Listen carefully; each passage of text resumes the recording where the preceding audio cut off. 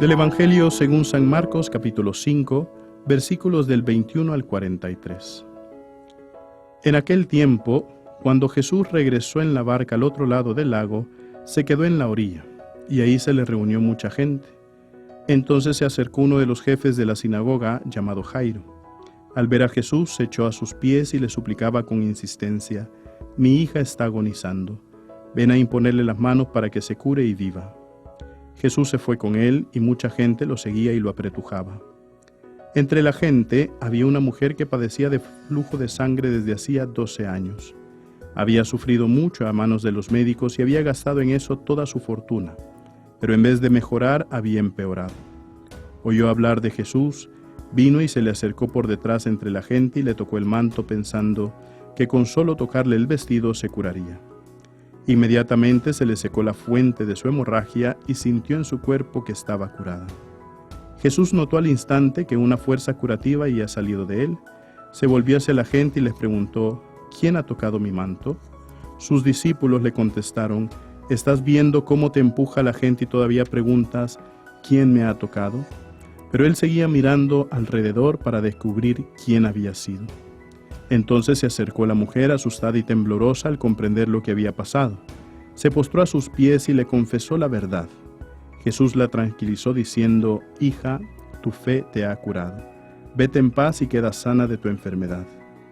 Todavía estaba hablando Jesús cuando unos criados llegaron de casa del jefe de la sinagoga para decirle a éste: «Ya se murió tu hija. ¿Para qué sigues molestando al maestro?». Jesús alcanzó a oír lo que hablaban y le dijo al jefe de la sinagoga: «No temas, basta que tengas fe». No permitió que lo acompañaran más que Pedro, Santiago y Juan, el hermano de Santiago. Al llegar a la casa del jefe de la sinagoga, vio Jesús el alboroto de la gente y oyó los llantos y los alaridos que daban. Entró y les dijo: «¿Qué significa tanto llanto y alboroto? La niña no está muerta, está dormida». Y se reían de él. Entonces Jesús echó fuera a la gente y con los padres de la niña y sus acompañantes entró a donde estaba la niña.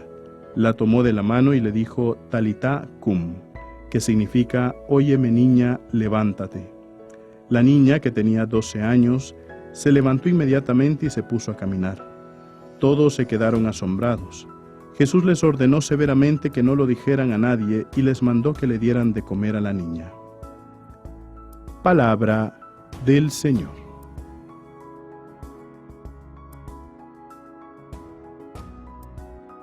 Queridos hermanos, el día de hoy acabamos de escuchar este doble relato del Evangelio. Son dos historias que van muy juntas y una está en medio de la otra. Vemos cómo está la resurrección de la hija de Jairo y la curación de esta mujer que padecía flujo de sangre desde hacía 12 años. Sin embargo, vemos cómo la historia de la resurrección de la hija de Jairo queda como a la mitad, mientras el evangelista mete en nuestra atención este episodio de la mujer que viene curada de flujo de sangre. Pero antes de hablar un poquito de esta parábola, quiero volver a remontarme a la primera lectura. La primera lectura, que sigue siendo del segundo libro de Samuel, narra la muerte de Absalón, que es el hijo de David. Absalón, al igual que Saúl, le tenían envidia a David y empezaban a perseguirlo. Saúl empezó a perseguir a muerte a David, lo mismo que Absalón, y mucha gente empezó a seguir a Absalón y empezaron a perseguir a muerte a David. Y la primera lectura hoy narra la muerte de su hijo Absalón, como él queda trabado en unos árboles y después viene uno de los generales y lo termina de rematar, ¿verdad? Y cuando le cuentan a David la muerte de su hijo Absalón, David llora. Y unos le preguntan que por qué está llorando, si al final Absalón le quería matar, al final Absalón le perseguía, al final Absalón también deseaba mucho el mal. Pero aquí es a donde nosotros vemos el corazón de padre que tiene David, y en la muerte de Saúl vemos el corazón de hijo que también tenía David, ¿verdad? Porque a pesar de todo, David llora por la muerte de Saúl, David llora por la muerte de Absalón, que son personajes que nosotros se nos transmite que abandonan a Dios, que se alejan de Dios. ¿Y por qué es que David llora por ellos? Y es porque en la muerte, queridos hermanos, nosotros vamos directamente al juicio. y el juicio va a depender de todo lo que nosotros hicimos en nuestra vida. En cambio, en la vida, nosotros siempre vamos a tener la oportunidad de la conversión. Y es por eso que David llora y dice, ojalá hubiera sido yo el que hubiera muerto y no Absalón. ¿Por qué? Porque yo ya sé cuál es la relación que tengo con Dios, o por lo menos así pensaba David.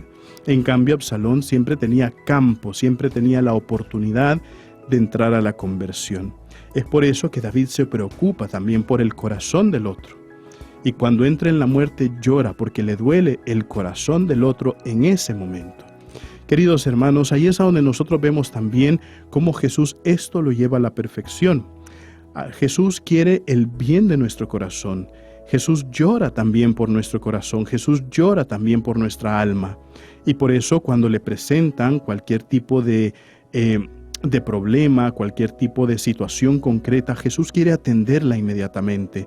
Así como le presentaron la enfermedad de la hija de Jairo, así como él se dio cuenta también de esta mujer que le robó la bendición al tocar su manto, al final, ¿qué es lo que le dice a esta mujer? Hija, tu fe te ha salvado, porque has creído. Yo para eso vine, para ti, para creerte a ti, para que tú creas y para que creyendo tú seas sanada. Para eso vine, para eso vino Jesús. Y cuando llega donde la hija de Jairo, que ya estaba muerta, ahí es a donde nosotros también en los relatos vemos que es la primera vez que se nos narra la resurrección de un muerto, le dice dos palabras. A ti te digo, levántate. Y así nos dice el Señor a nosotros, que nos levantemos de la muerte del pecado, que nos levantemos de la muerte de la ira, que nos levantemos de la muerte del resentimiento. ¿Por qué? Porque si no al final vamos a quedar como Absalón, no resentidos, enojados toda la vida. Y van a llorar por nosotros. ¿Por qué? Porque nosotros en vida pudimos haber entrado en la conversión. Queridos hermanos, el Señor nos dice también a nosotros, a ti te digo, levántate. Recuerden, mis queridísimos hermanos, nosotros somos lo máximo para Cristo. Así sea.